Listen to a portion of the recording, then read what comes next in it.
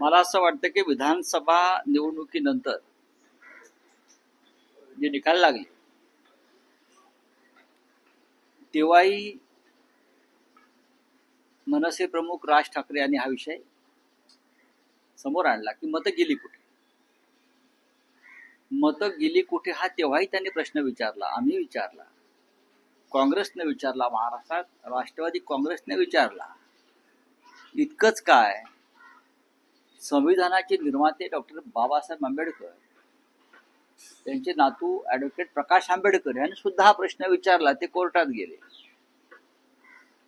जेव्हा एखाद्या राज्यातले सर्व पक्ष एकत्र येऊन हा प्रश्न विचारतात तेव्हा त्या प्रश्नाचं गांभीर्य समजून घेतलं पाहिजे.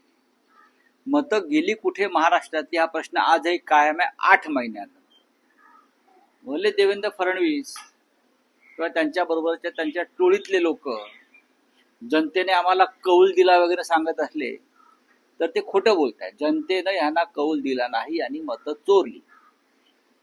जो मुद्दा राहुल गांधीने राष्ट्रीय पातळीवर घेतलेला आहे, हा मुद्दा आता आंतरराष्ट्रीय स्तरावर गेला की नरेंद्र मोदी भारतासारख्या महान देशामध्ये मतं चोरी करून सत्तेवरती आलेले आहेत. म्हणजे लिबियामध्ये जे गडाफी करत होता किंवा युगांडामध्ये इदी आमीन करत होता, त्यानंतर सद्दाम हुसेन इराकमध्ये करत होता, सिरियामध्ये, अफगाणिस्तानमध्ये आणि रशियात पुतीन ज्या पद्धतीनं निवडणुका जिंकत आले, पाकिस्तानमधले लष्करशहा ज्या प्रकारे निवडणुका जिंकतात त्याच पद्धतीनं नरेंद्र मोदी आणि अमित शहा यांनी या देशामध्ये निवडणुका जिंकल्या. त्यात राज्याच्या निवडणुका सुद्धा आहेत. आणि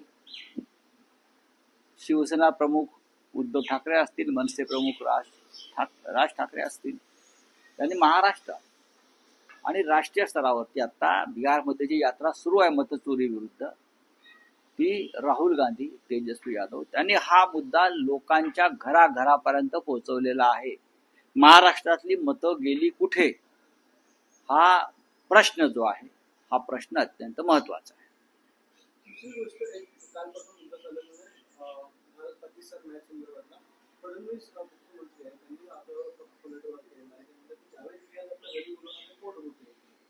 आम्ही बोलावलं ना.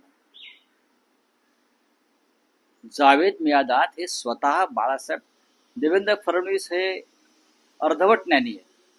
मुळात संपूर्ण भाजपात हा अर्धवट ज्ञानी आहे. त्यांच्या गुडघ्यात सुद्धा मेंदू नाही. भाजपच्या काही लोकांच्या गुडघ्यात मेंदू असतो, तो गुडघ्यात सुद्धा नाही. त्यांनी मी तयार केलेला ठाकरे चित्रपट पाहायला पाहिजे.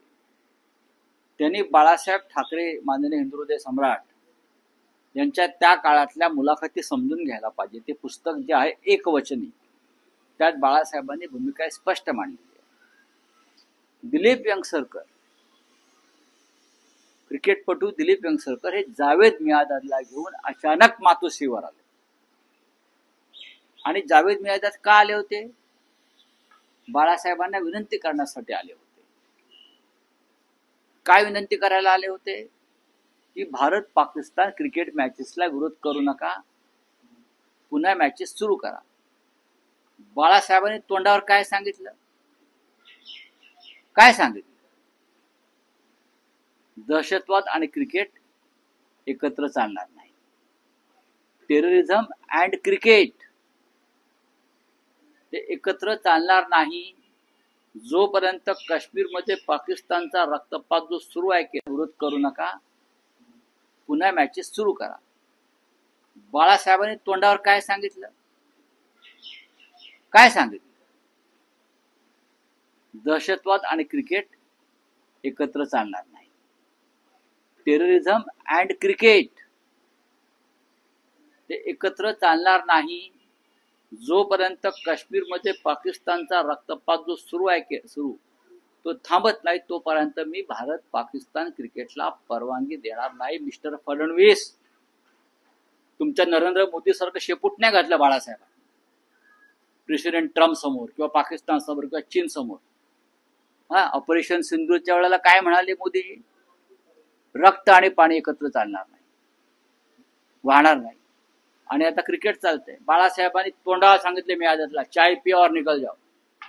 तू या घरात पाहुणा म्हणून आलायस, हा चहा प्यायचा बरं का, आणि निघून जायचं. हे तुम्ही दिलीप वंगसरकरांना विचारू शकता काय झालं ते. देवेंद्र फडणवीस हे खरोखर राष्ट्रभक्त आणि हिंदुत्ववादी वगैरे असतील आणि महाराष्ट्रातल्या ज्या महिलांनी आपलं कुंकू पुसलं त्या कुंकवाची जरा कदर असेल तर ते अशी विधानं करणार नाही.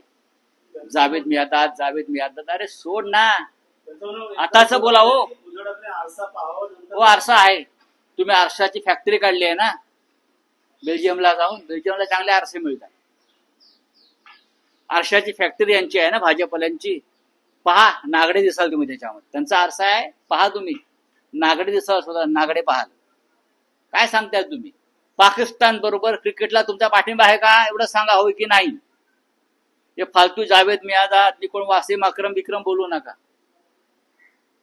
शेपूट घातल्या भारतीय जनता पक्षाने पाकड्यांसमोर पैशासाठी.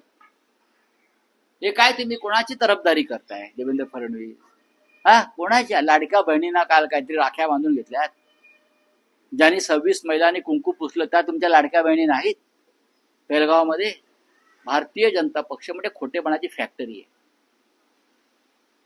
जावेद मियादादचा विषय किती वर्ष काढताय? आताच बोलाव. पंडित नेहरू काढतायत 60 वर्षापासून, जावेद मियादाद काढतायत 40 वर्षापासून. स्वतःच बोला. स्वतः तुम्ही उघडे नागडे पडलेले आहेत ते पहा.